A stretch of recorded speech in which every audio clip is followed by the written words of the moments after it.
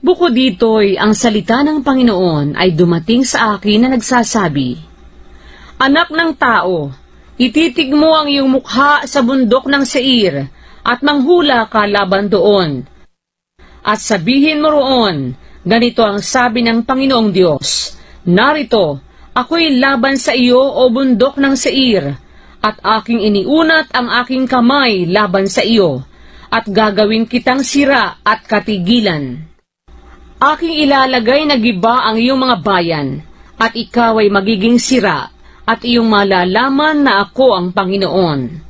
Sapagkat ikaw ay nagkaroon ng laging pakikipagkaalit, at ibinigay mo ang mga anak ni Israel sa kapangyarihan ng tabak, sa kapanahunan ng kanilang kasakunaan, sa kapanahunan ng parusang pinakawakas.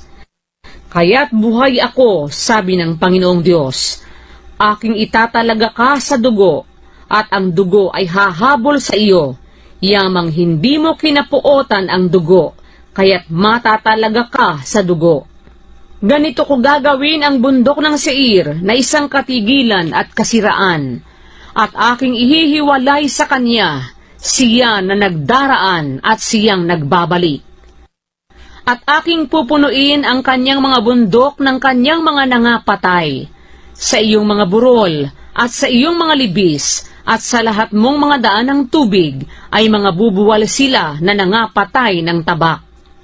Ikaw ay gagawin kong pangpalaging kasiraan, at ang iyong mga bayan ay hindi tatahanan, at inyong malalaman na ako ang Panginoon.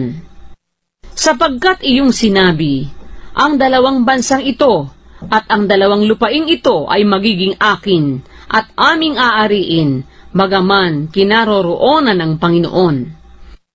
Kaya't buhay ako, sabi ng Panginoong Diyos, aking gagawin ayon sa iyong galit, at ayon sa iyong pananaghili na iyong ipinakilala sa iyong pagtatanim laban sa kanila, at ako'y pakikilala sa gitna nila pagka aking hahatulan ka.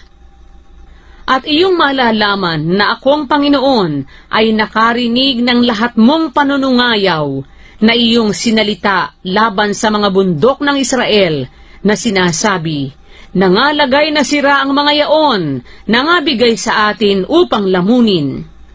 At kayo'y nangagmalaki laban sa akin ng inyong bibig, at inyong pinarami ang inyong mga salita laban sa akin, aking narinig yaon. Ganito ang sabi ng Panginoong Diyos, pagka ang buong lupa ay nagagalak, aking gagawin kang sira.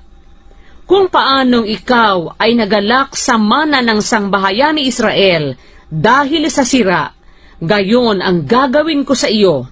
Ikaw ay magiging sira, o bundok ng Seir, at buong Edom, oo, lahat ng ito, at kanilang malalaman na ako ang Panginoon.